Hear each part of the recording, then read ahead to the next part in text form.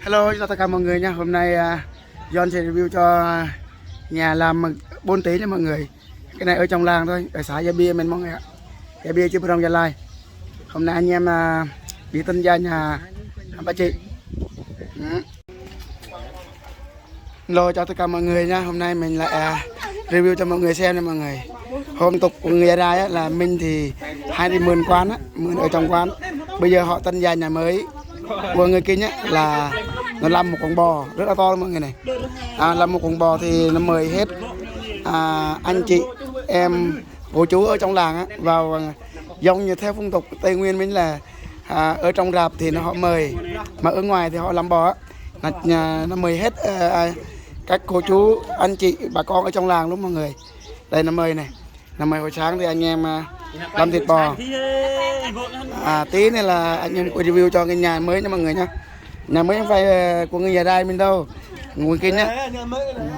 Bây giờ tân gia nó mời khách, nhà thì làm rất là nhiều tiền đó mọi người. Nhà thì làm cả 3-4 tỷ.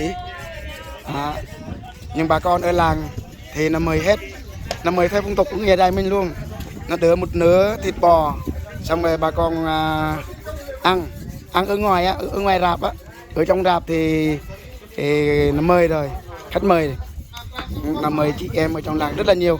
Hồi sáng anh chị em cố gắng đi cắt dưa leo này, xá này, nấm rơm này mọi người ạ.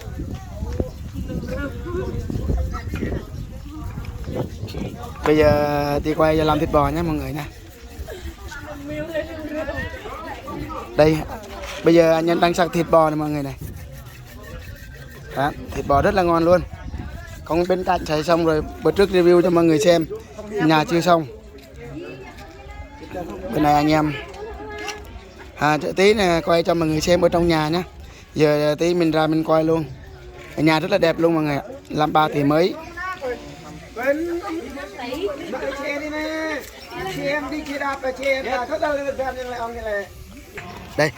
Đây là nhà của chuẩn bị tân gia ngày nay này.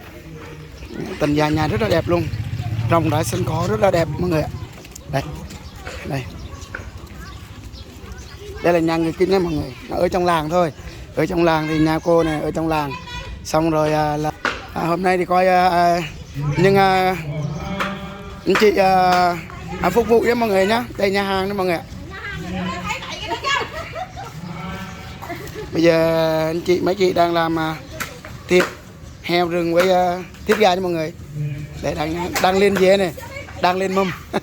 Bây giờ đang lên mâm rất là nhiều luôn mọi người.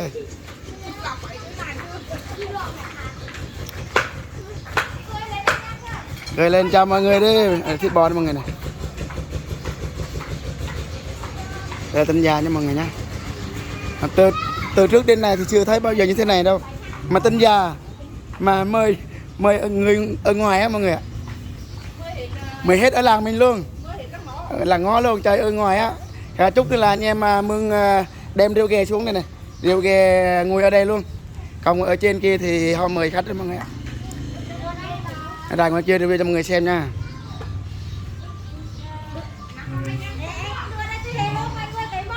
Đây, chào mọi người này.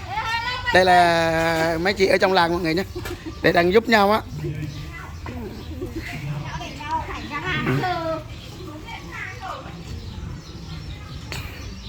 Bây giờ đang đi review cho trước luôn mọi người ạ. Tí là gặp chủ nhà luôn mọi người, do đi sớm quá.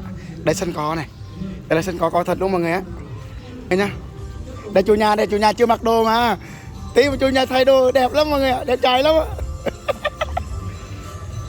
Đây sân đã rộng rãi luôn mọi người. Ôi sân này thoải mái, trời thoải mái lắm mọi người ạ. Đây chưa có người vào nha mọi người. Tí là mà có mọi người xuống đây chơi vui, đây có thật mọi người á. Đây không phải có nhân tạo cho mọi người nhá. Đây là chủ nhà này, đây chủ nhà này mọi người này. Hồi sáng nhà chị đi mời ở làng chị. Hồi sáng thì nhờ thôn trưởng làng nó mời làng, giờ chị không rảnh mọi người ạ. Chị nói không rảnh cho hồi sáng thì chủ nhà đây ạ. Chị cảm thấy thế nào mà chị mời ở trong làng chơi nha chị vui không? Vui vui. Rất là vui luôn mọi người. Rất là vui. Tí là do sẽ review sau nha, thì ít người. Đây, những cây cảnh này đẹp, rất là tuyệt vời luôn mọi người. Rồi, cỏ nó rất là mềm luôn mọi người. Cỏ rất là mềm luôn. Này, chuẩn bị lên bia là luôn mọi người. Để anh em đang bê thùng bia này. Bây giờ anh em rất là nhiệt tình phục vụ nhà hàng nha mọi người. Đây là người anh em đến địa phương. Đây.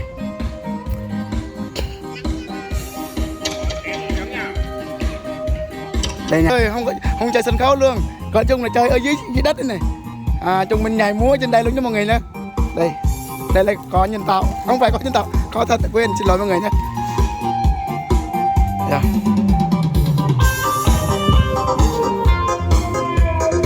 Thì anh em qua đây chơi luôn mọi người này. Hoành tráng. Ở phía sau thì trong mấy cây chuối hột. Không phải cái chuối hột mà cây cánh đó mọi người.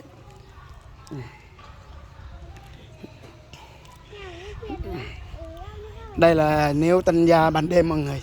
Nếu Tân Gia ban đêm hoặc 5 giờ thì rất là đẹp luôn. Do trời mát đó mọi người ạ. Này, cây cảnh trong rất là đẹp. Rất là mát luôn mọi người ạ. Đây. Cây thì dưới này là cây không này. Cây cảnh nhiều thế. Nhiều loại cây lắm mọi người ạ. Do mình cái tên cây thì mình không thể biết hết được mọi người ạ. Này.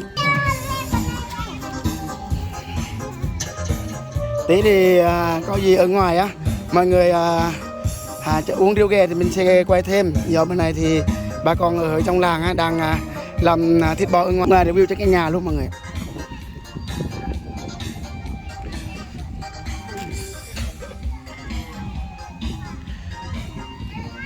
Đây anh em đang đây cái nhà đây. Cái nhà đây là cái nhờ mình thì không có này. Ở huyện mình cũng có luôn mọi người. Nhà. Ở trong thì mà có mấy ghè rất là to luôn. Đây. Nhà này. Đây các em các cháu theo để chơi á, mà sân cỏ rất là đẹp.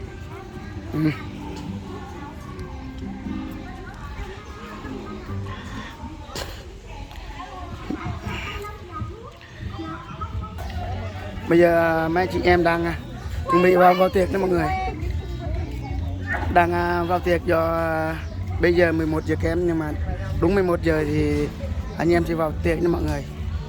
Bây giờ anh em mặc áo truyền thống của người Gia Rai bên mọi người này. Đây, bà chủ. Đây là bà chị mọi người nè. Đây là chủ nhà của nhà bà chị. Hồi sáng thì bà chị đi mời ở trong làng bên mọi người ạ. Đây chính là chị luôn. Hôm nay chị đang mừng, chị rất là vui. Rất là vui khi gặp anh em ở làng xuống Tân Gia nhà chị nha mọi người. Bây giờ quay cho mọi người xem này. Rất là đẹp luôn này.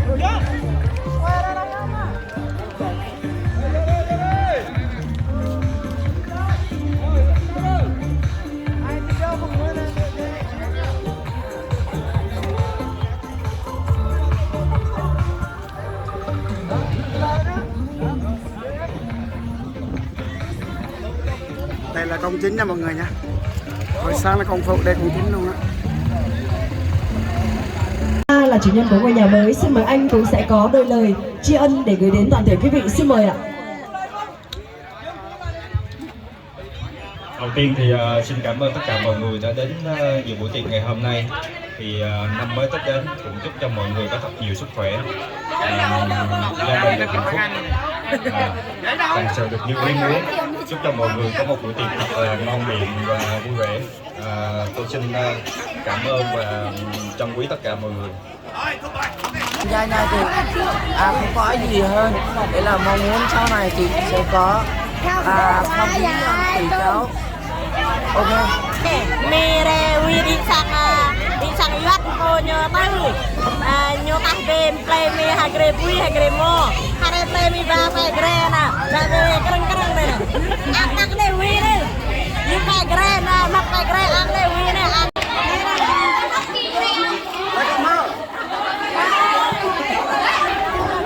Hôm nay tôi đánh giá cho mọi người. Bây giờ ở làng mình là rất là đông luôn mọi người ạ. Đây điều kiện này. Điều kiện nhiều lắm mọi người.